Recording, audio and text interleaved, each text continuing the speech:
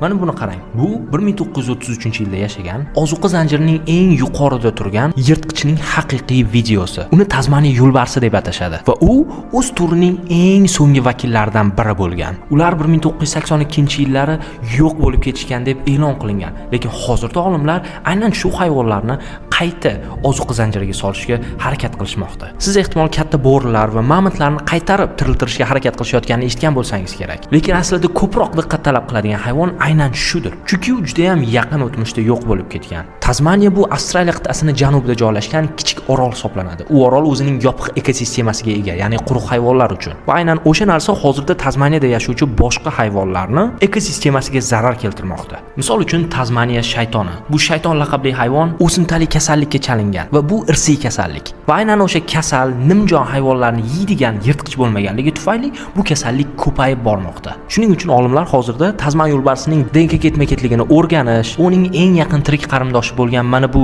semiz dumli dunartni DNKsini tahrirlash ustida ishlashmoqda. Shunda ular Tasman yo'lbarsining tabiiy muhitdagi o'rnini qayta tiklay oladigan hayvonni shakllantirishlari mumkin. Tasman yo'lbarsi haqidagi ma'lumotlardan ortda qolib ketmasligi uchun bizga obuna bo'ling.